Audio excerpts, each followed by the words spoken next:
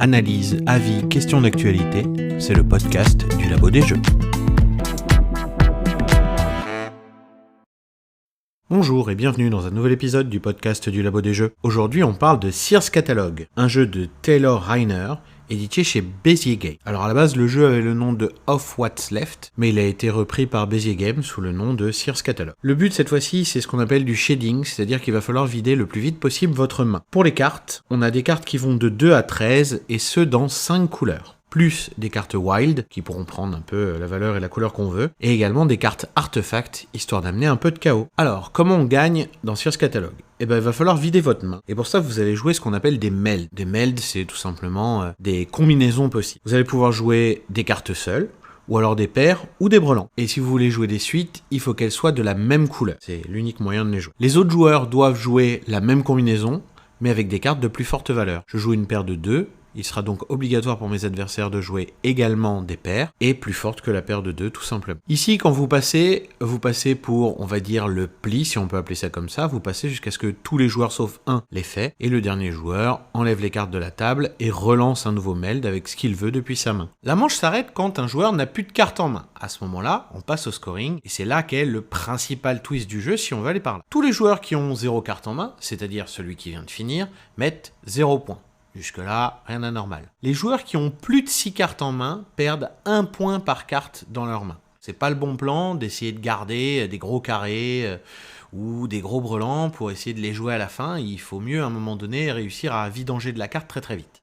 Par contre, ceux qui ont entre 1 et 6 cartes en main sont dans une zone un peu bizarre, la zone de bonus. Et dans cette zone, ils vont marquer les points positifs pour leurs cartes de plus petite valeur dans leurs mains. Si par exemple j'ai 4, 6 et 2, je mets 2 points. Et après, ils vont perdre 1 point pour chaque carte dans leurs mains. Donc, on revient au cas précédent. Et donc, s'il me reste un 12 en main, je marque 12 points, puis j'en perds 1, ce qui me fait un total de 11 points positifs. Vous voyez donc que celui qui termine la partie, c'est pas forcément celui qui va gagner, au contraire même. Et l'idée, ça va être justement d'être celui à qui il reste pas trop de cartes pour essayer de faire un maximum de points avec. Par contre, au moment où vous passez à 6 cartes ou moins dans votre main, vous retournez un jeton de votre zone de jeu qui marque que vous êtes dans cette zone de bonus, et à partir de là, vous êtes obligé de jouer. C'est-à-dire que vous ne pouvez plus passer pour le plaisir. Si vous pouvez jouer, si vous avez plus fort que ce qui est actuellement sur la table, vous êtes obligé de le faire. On a donc un scoring qui est vraiment très malin et qui change profondément le gameplay de ce jeu par rapport aux autres jeux où on doit vider sa main le plus vite possible sans se soucier des autres, sans regarder ce qu'ils font, ni rien du tout. Ici, on va quand même essayer de vider sa main en restant donc à cette 2e place. Donc il va falloir anticiper, il va falloir regarder ce que font les autres et ainsi de suite. C'est vraiment très malin. Il y a autre chose qui va dans ce jeu, ce sont les cartes artefacts, qui donnent des petits pouvoirs, des effets uniques, ce genre de choses.